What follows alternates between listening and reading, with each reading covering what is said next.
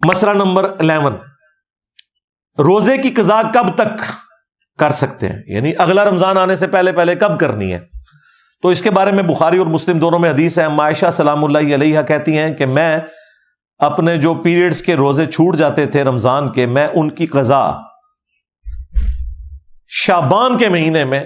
دیا کرتی تھی، جو اگلا شعبان آنے والا ہے، یعنی اگلے رمضان سے پہلے جو شعبان کا مہینہ تھا اس میں عائشہ کہتی ہیں کہ میں قضا دیا کرتی تھی، اور اس کی ریزن یہ تھی، انہوں نے خود بیان کر دی، نبی علیہ السلام کی مشغولیت کی وجہ سے، چونکہ بخاری مسلم میں ہے کہ کوئی عورت نفلی روزہ بھی اپنے خاوند کی اجازت کے بغیر نہیں رکھ سکتی، چونکہ نبی علیہ السلام بخاری مسلم میں رپورٹ ہوا ہے کہ شعبان کا پورا مہینہ روزہ رکھا کرتے تھے۔ تو عائشہ کہتی ہیں مجھے پتا ہوتا تھا کہ حضور روزے سے ہیں، تو مجھے آپ سے اجازت کی بھی ضرورت نہیں ہے، تو میں اپنے ان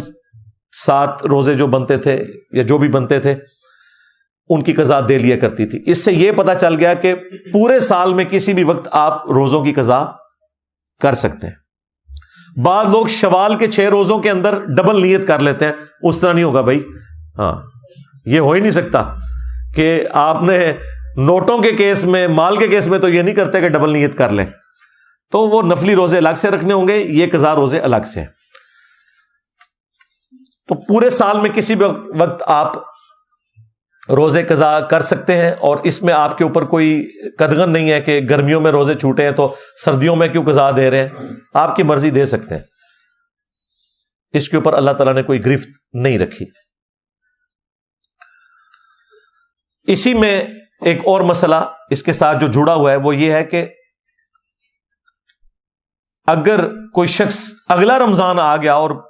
رمضان شریف کے روزوں کی قضا نہیں دی تو اب وہ کیا کرے؟ اس میں قرآن و سنت خاموش ہے۔ البتہ سنن کبریٰ البیہقی میں حضرت ابو ہریرہ کا فتویٰ ہے